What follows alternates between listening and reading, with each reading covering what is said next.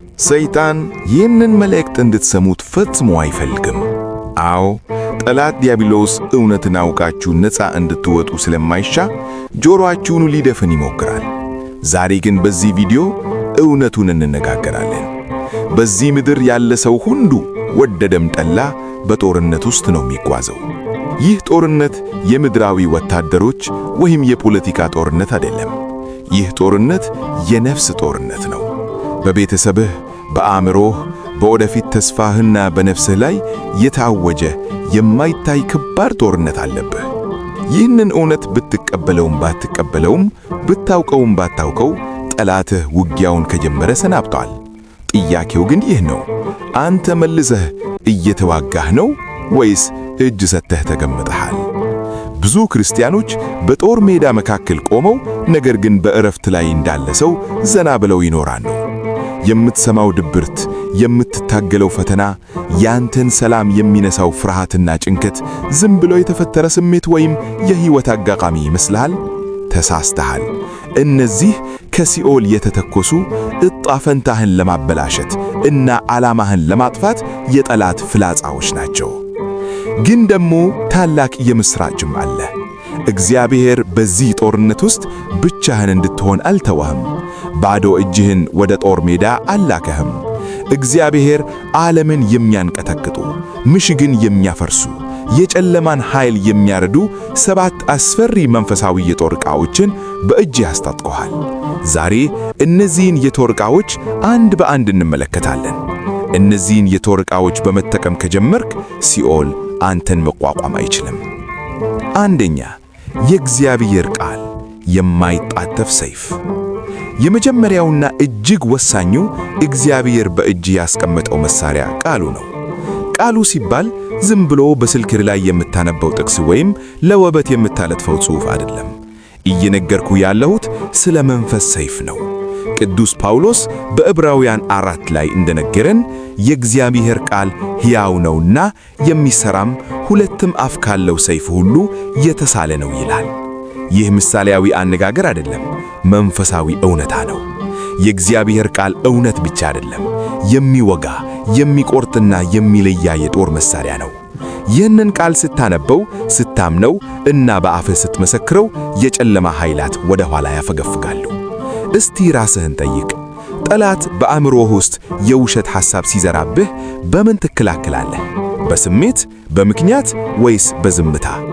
በስሜት የምትታገል ከሆነ የፕላስቲክ ቢላ ይዘህ ወደ ጦርነት እንደመግባት ይቆጠራል። ጌታችን መድኃኒታችን ኢየሱስ ክርስቶስ በገዳመ ቆሮንቶስ በዲያብሎስ ሲተፈን የተጠቀመበትን ስልት አስተውል። ለጠላት ጥያቄዎች አልተከራከረም፣ ድርድር አልጀመረም ወይም አልደነገጠም። ነገር ግን ተብሎ ተጽፏል እያለ የቃሉን ሰይፍ መዘዘበት። በሦስት ቃላት ሰይጣንን አሳፈረው። አንተም መዋጋት ያለብህ እንደዚህ ነው። ጭንቀት ሲመጣብህ ዝም አትበል። ቃሉን መዝዘህ እግዚአብሔር የኃይልና የፍቅር ራስንም የመግዛት መንፈስ እንጂ የፍርሃት መንፈስ አልሰጠኝም ብለህ አውጅ። ድካም ሲሰማህም እግዚአብሔር ኃይሌና ጋሻዬ ነው ብለህ ተናገር። ይህ ሰይፍ ድብርትን ይቆርጣል፣ ውዥምርን ይገላል፣ የጠላትን ውሸት ያጋለጣል። ነገር ግን መጽሐፍ ቅዱስህ ዘወትር የተዘጋ ከሆነ የጦር መሳሪያ ግምጃ ቤትህ ተዘግቷል ማለት ነው። ዛሬውኑ ክፈተው፣ አንብበው፣ በልብህ ያዘው። ያን ጊዜ መጽሐፍ ቅዱስ ከመደረሻ ላይ ያለ መጽሐፍ ይሆንን ቀርቶ ከእጅህ ላይ ያለ መሳሪያ ይሆንልሃል። ሁለተኛ፣ እምነት፣ የጠላት ፍላጻ መመከትሻ ጋሻ። ሁለተኛው መሳሪያ እምነት ነው። ልብ በል፣ እምነት ማለት ደስ የሚል ስሜት መሰማት ማለት አይደለም። እምነት ማለት ጋሻ ነው። ጠላት የሚወረብርብህን የእሳት ፍላጻ የምትመክትበት ብቸኛው መሳሪያ እምነት ነው። ኤፌሶን 6 ላይ በሁሉም ላይ የክፉውን ፍላጻዎች ሁሉ ልታጠፉ የምትችሉበትን እምነትን ጋሻ አንሱ ይላል። አስተዋላችሁ? የተወሰኑትን ወይም ግማሹትን ፍላጻዎት አይደለም የሚለው፣ ሁሉንም ነው የሚለው። ይህ ማለት ማንኛውም የጠላት ውሸት፣ ማንኛውም ፈተና፣ ማንኛውም ክስና ፍርሃት እምነትህን ከጋሻ ካነሳ ሊወጋህ አይችልም። ነገር ግን ብዙዎቻችን ጋሻችንን አውርደን ሜዳ ላይ ቆመ ሰው ሆነን አናል። ቤተ ክርስቲያን እንሄዳለን፣ እናስቀድሳለን፣ ነገር ግን ፈተና ሲመታን እንሸበበራለን። ይህ እምነት አይደለም፣ ይህ ተጋላጭነት ነው። እምነት ማለት ምንም እንኳን በዓይኔ ባላየሁም እግዚአብሔር አለሁ ማለት ነው። እምነት ማለት ውሃና ወጀብ ውስጥ በሆንም ከማየው ሁኔታ ይልቅ በእግዚአብሔር ቃል እታመናለሁ ማለት ነው። እምነት ማለት ሁኔታዎች ጨለማ ቢሆኑም እግዚአብሔር ግን አሁንም ቸር ነው ብሎ መቋቋም ነው። የጥርጣሬ ፍላጻ ሲመጣ፣ የፍርሃት ጦር ሲወረብርብህ፣ የተስፋ መቁረጥ ድንጋይ ሲወርድብህ እኔ በሕያዋን እግዚአብሔር አምናለሁ ብለህ ጋሻህን አንሳ። ምናልባት እምነቴ ደኪም ነው ትል ይሆናል። አትጨነቅ። ጌታችን የሰናፍጭ ቅናት እምነት ቢኖራችሁ ተራራው ይፈለሳል ብሏል። ዋናው ቁም ነገር የእምነትህ ተመጠን ሳይሆን የምታምንበት አምላክ የክንዱ ተመጠን ነው። ስለዚህ በስሜት መኖር አቁመህ በእምነት መኖር ጀምር። ስሜት ይለዋወጣል፣ እምነት ግን የጸናና ነው። የእምነት ጋሻህን አንሳ። ሶስተኛ ጸሎት፣ ሰማያዊ እርዳታን መጥያ። ሶስተኛውና ጠላት እጅግ የሚፈራው መሳሪያ ጸሎት ነው። ወገኔ ጸሎት የጧትና ማታ ልማድ ብቻ አይደለም። ጸሎት በሰማይ ያለውን ኃይል ወደ ምድር የምታወርድበት መንገድ ነው። ምድራዊ አቅምህ ሲደክም፣ ጠላት ቀበባውን ሲያጠበብህ፣ ሰማያዊ የኃይል ድጋፍን የምትጣራው በጸሎት ነው። ቅዱስ ያዕቆብ በመልእክቱ የጻድቅ ሰው ጸሎት በሥራዋ እጅግ ኃይል ታደርጋለች ይላል። ሰንወትን የንዲበተች የብረት ግድባ የንዲፈርስ ቀንበር የንዲሰበር ከፈለክ እባክህ ማኅበራዊ ሚዲያ ላይ የምታጠፋውን ጊዜ ቀንሰህ ወደ ጸሎት ተመለስ። አንድ ምስጢር ልንገርህ፣ ሰይጣን ያንተን ዕውቀት፣ ያንተን ችሎታ ወይም ያንተን ዝና አይፈራም። ነገር ግን ጉልበትህ ለጸሎት ሲያጎነብን ሲኦል ይረዳል። ምክንያቱም ስትጸለይ ከሰውኛ አቅምህ ወጥተህ ወደ መለኮታዊ ሥልጣን ትሻገራለህ። በጸሎት ጊዜ ዝም ብለህ አየር ላይ እየተናገርክ አይደለም፣ የሰማይና የምድር ጌታን እያናገርክ ነው። መላእክትን ወደ እርዳታ ትጣራለህ፣ የትውልድን እርግማን ትሰባብራለህ፣ ሰማያዊ ደጃዎችን ትከፍታለህ። ለዚህ ነው ዲያብሎስ ሁልጊዜም ቢሆን ሥራህ እንዲበዛብህ፣ እንዲደክምህ እና ጸሎት እንዲሰለችህ የሚያደርገው። ጸሎትህን ካቋረጥክ አሸነፍክ ማለት ስለሆነ ነው። ኢየሱስ ክርስቶስ አስተምሮ ብቻ አላለፈም፣ ይጸለይ ነበር። ደቀ መዛሙርቱን ከመምረጡ በፊት ጸለየ። አልዓዛርን ከማስነሳቱ በፊት ጸለየ። በመስቀል ላይ ሆኖም ጸለየ። የመጀመሪያዎቹ ክርስቲያኖች መከራ ሲመጣባቸው አልሸሹም፣ ምድር እስኪትናወጥ ድረስ ጸለዩ። ታዲያ አንተ መቼ ነው የምትጸለየው? ችግር ሲመጣ ብቻ ነው? አይደለም። ጸሎት የአደጋ ጊዜ ጥሪ ሳይሆን የሕይወት ዘይቤ ሊሆን ይገባል። ችግሩ እስኪመጣ ድረስ አትጠብቅ። ችግሩ ከመምጣቱ በፊት በጸሎት ቀደመው። ይህ መሳሪያ ሁልጊዜም ዝግጁ ነው፣ ተጠቀምበት። አራተኛ የኢየሱስ ክርስቶስ ስም፣ ጉልበት ሁሉ የሚነበረክለት። አራተኛው መሳሪያ አጋንንትን የሚያረዳው፣ ሲኦልን የሚያንቀጠቅጠው የኢየሱስ ክርስቶስ ስም ነው። ይህንን ስም ብዙዎቻችን ከመዝጊያ ቃል እንጂ ከጦር መሳሪያ አልተጠቀምንም። ፊልጵስዩስ 2 ላይ በሰማይና በምድር ከምድርም በታች ያሉት ሁሉ በኢየሱስ ስም ይነበረክዙ ዘንድ ይላል። አስተዋላችሁ? በሰማይ ብቻ አይደለም፣ በምድርም ብቻ አይደለም፣ ከምድርም በታች ያሉት የተባሉት የጨለማ ኃይላት፣ አጋንንት፣ መንፍስቶች ሁሉ ለዚህ ስም ይነበረካሉ። ይህ ስም ተራ ቃል አይደለም። ይህ ስም የሰማይ መለኮታዊ አስልጣን ነው። በስሜ የምትለምኑትን ሁሉ አደርግላችኋለሁ የሚለው ቃል የኪዳን ቃል ነው። ታዲያ ለምንድነው ይህንን ስም በፍርሃት የምትጠራው? ለምንድነው በጥርጣሬ የምትይዘው? ኢየሱስ ክርስቶስ ብለህ ስትጠራ ስም ብቻ እየጠራህ አይደለም፣ ሰይፍ እየመዘዝክ ነው። ፍርሃት ሲያዝህ፣ ክፉ ሕልም ሲያስጨንቅህ፣ በሽታ ሲገዳደርህ በጌታ በኢየሱስ ክርስቶስ ስም ብለህ ጥራ። የጨለመው ዓለም ያንተን ዲግሪ፣ ያንተን ገንዘብ ወይም ያንተን ዘር አይፈራም።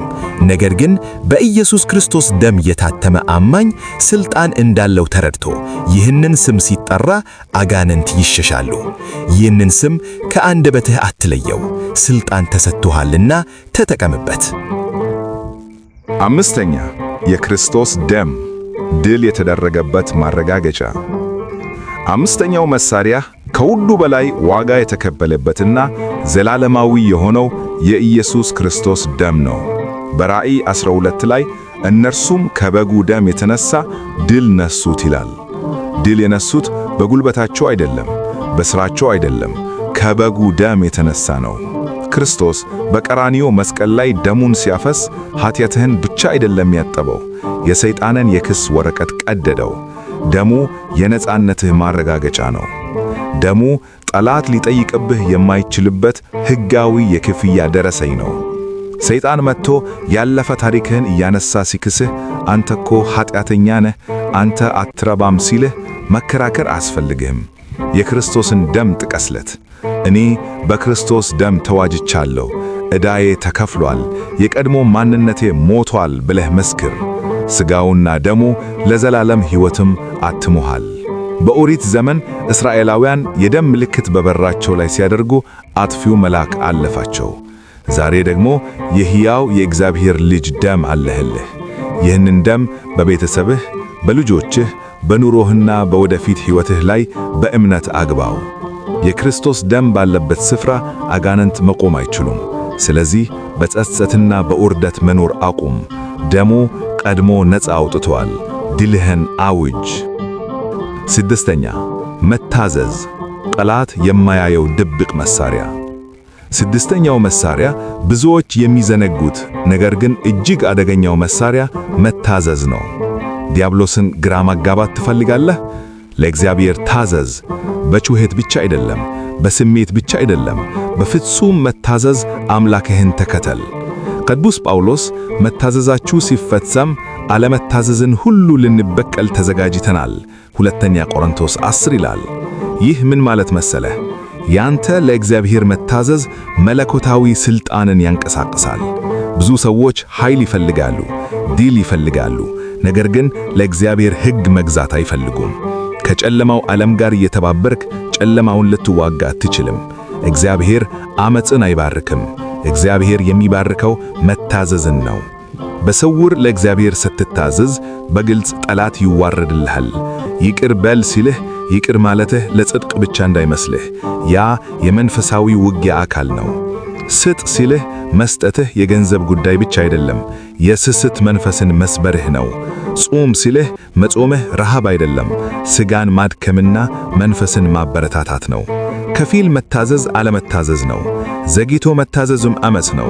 ስለዚህ ያለምንም ቅድመ ሁኔታ ለእግዚአብሔር ቃል ታዘዝ።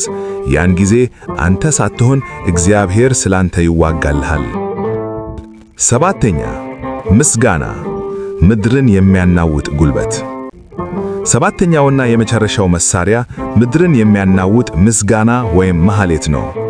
ምስጋና ዝም ብሎ የደስታ መግለጫ አይደለም። ነገሮች አልጋ ባልጋ ሲሆኑ ብቻ የምታቀርበው አይደለም። ምስጋና የጦር መሳሪያ ነው። ንጉሥ ኢዮሳፍጥ በጠላት ጦር በተከበበ ጊዜ ወታደር ከመላኩ በፊት መዘምራንን ላከ። እነርሱም ለእግዚአብሔር ማመስገን ሲጀምሩ ጠላቶች እርስ በርስ ተጠፋፉ። ጦርነቱ በሰይፍ ሳይሆን በምስጋና ተሸነፈ። ጳውሎስና ሲላስ በእስር ቤት እግሮቻቸው በግንድ ተጠርቀው ጀርባቸው ተገርፎ ሳለ በእኩለ ሌሊት መጸለይና እግዚአብሔርን በዜማ ማመስገን ጀመሩ። ያን ጊዜ ድንገት ታላቅ የመሬት መንቀሳቀስ ሆነ። የወህኒውም መሠረት ተናወጠ፣ ደጃጆቹም ተከፈቱ፣ የሁሉም እስራት ተፈታ። አየህ፣ ምስጋና እስራትን ይፈታል። ጠላት አንተ በመከራ ውስጥ ሆነህ ስታመሰግን ግራ ይገባዋል። ይህ ሰው አሁን ማልቀስ ሲገባው እንዴት ያመሰግናል ብሎ ይደነቃል። ችግርህ ሳይፈታ በፊት ማመስገን ስትጀምር እግዚአብሔርን ወደ ውጊያው እየጋበዝከው ነው። እግዚአብሔር በእስራኤል ምስጋና ውስጥ ይቀመጣልና። ስለዚህ አታለቅስ፣ አታማርር። በምክል ምስጋናህን አቅርብ። ስለ እግዚአብሔር ቸርነት ዘምር። ምስጋናህ እግዚአብሔር መልካም ነው፣ እርሱ ያድነኛል የሚል የድል አዋጅ ነው። እንግዲህ ወንድሜ እህቴ፣ እውነቱ ይህ ነው። አንተ ደካማ አይደለህም። አንተ መከላከያ የሌለህ ተራ ሰው አይደለህም። የሰማይ ሰራዊት አዛዥ በሚሆኑት በእግዚአብሔር የተመረተ ወታደር ነህ። ዓለም የማያያቸው ነገር ግን ሲኦል የሚንቀጠቅጥላቸው መሳሪያዎችን ታጥቀሃል። ሰይጣን አንተን እንደ ተጠቂና እንደ ተሸናፊ እንድትኖር ይፈልጋል። እግዚአብሔር ግን እንደ አሸናፊ እንድትቆም ጠርቶሃል። በመሆኑም የማይሸረሸረውን የእግዚአብሔርን ቃል እንደ ሰይፍ ምዘዝ። ሁሉን የሚችልን እምነት እንደ ጋሻ ደግን። ሰማይን የሚከፍተውን ጸሎት አትጠው። የኢየሱስን ክርስቶስን ስም በሥልጣን ጥራ። በክርስቶስ ደም ራስህን ሸፍን። ያለምንም ቅድመ ሁኔታ ታዘዝ። በማንኛውም ሁኔታ ውስጥ አመስግን። እነዚህን መሳሪያዎች በምትጠቀሙባቸው ቁጥር የጠላት ምሽግ ይፈርሳል። እምነትሽ በምትጠቀምበት ቁጥር ሰንሰለት ይበጠሳል። ዝምታህን ስትሰብር ሲኦል ይናወጣል። ክርስቶስ አስቀድሞ ድል ነሷል። አሁን ተራው በእርሱ ላመንከው ላንተ ነው። የተሰረቀብህን ሰላም፣ ጤና፣ በረከትና ማንነት አስመልስ። ተነሳ፣ የጽድቅን ዕቃ ጦር ልበስ። አንተ ለዚህ ዘመን የተፈጠርክ የእግዚአብሔር ወታደር ነህና በድፍረት ተዋጋ። እግዚአብሔር ካንተ ጋር ነው። ምስጋና ይሁን አንድ አምላክ ለሚሆን ለአብ ለወልድ ለመንፈስ ቅዱስ ዛሬም ዘወትርም ለዘላለሙም አሜን።